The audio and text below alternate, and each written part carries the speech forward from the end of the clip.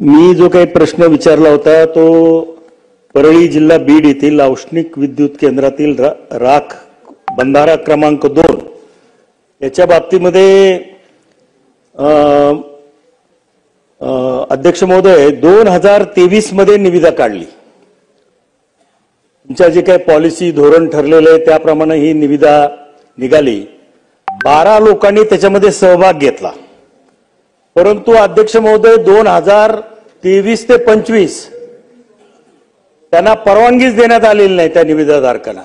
म्हणजे कशा प्रकारे जाणीवपूर्वक हे निविदा रोखण्याचं काम या ठिकाणी झालेलं आहे। त्यांना ते उचलण्याची परवानगी 2025 मध्ये देण्यात आली, म्हणजे जवळजवळ 2 वर्षाचा विलंब त्यामध्ये झाला।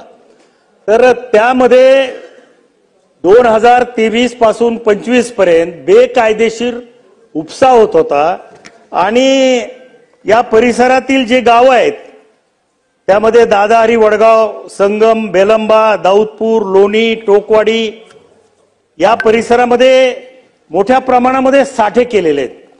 अवैध साठे आहेत, आजही आहेत, अगदी मोठ्या प्रमाणात। त्याच्यामध्ये 1000 टन 2000 टन असे साठे आहेत आणि ह्या साठ्याच्या माध्यमातून सुद्धा मोठ्या प्रमाणात प्रदूषण होतं। त्याच्यावरती काही आवरण नसतं किंवा त्याची काही योग्य काळजी घेतली जात नाही। कुठेतरी शेतामध्ये कुठेतरी आडोशाला हे राखेचे मोठमोठे साठे आहेत।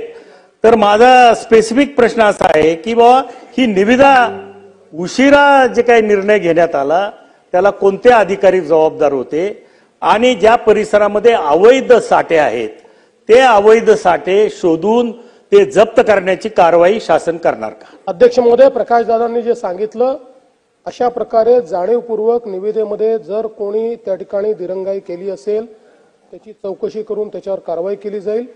जे अवैध साठे आपण सांगितलेले आहेत तात्काळ ते जप्त करून त्या ठिकाणी त्याची योग्य विल्हेवाट लावणं आणि ज्यांनी अवैध साठे केले असतील किंवा अवैध वाहतूक केली असेल त्यांच्यावर कारवाई केली जाईल, फौजदारी कारवाई केली जाईल।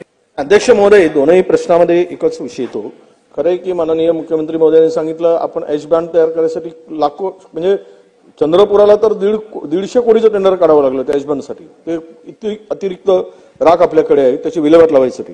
पण दुसरीकडे परळी आणि भुसावळमध्ये मात्र याला प्रचंड मागणी आहे आणि याचे दर 600-650 रुपये टन प्रमाणे जातात, इतका तो दर आहे। खरं यामध्ये भुसावळमध्ये एकच प्रश्न आहे अध्यक्ष महोदय की माननीय मुख्यमंत्री महोदय, ही निविदा प्रक्रियेमध्ये होती, त्याला विलंब केला गेला भुसावळच्या, आणि परळीमध्ये पण तेच झालं, सेम आहे। आणि त्यामध्ये 2च माणसाला तिथले डांगे नावाचे अधिकारी आहेत, तो एच बंडचं सगळं ते बघतात ते, आणि त्यामध्ये दुसरे एक अधिकारी आहेत।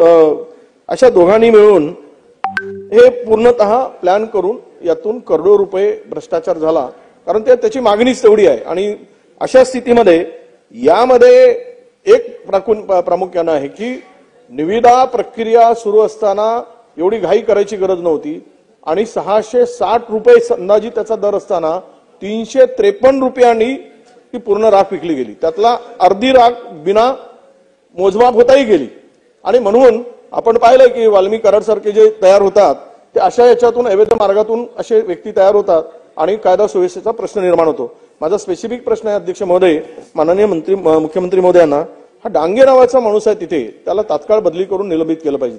तोच हे सगळं रॅकेट चालवत आहे आणि त्याच्यामुळेच हा प्रकार तिथे घडल्याचं प्रथमदर्शनी अध्यक्ष महोदय आपल्याला लक्षात येत आहे। म्हणून यामध्ये झालेलं नुकसान याची जबाबदारी फिक्स करून आणि झालेली अनियमितता लक्षात घेऊन डांगे यांच्यावर कारवाई आपण कराल का, अशी माझी आपल्याला विनंती आहे।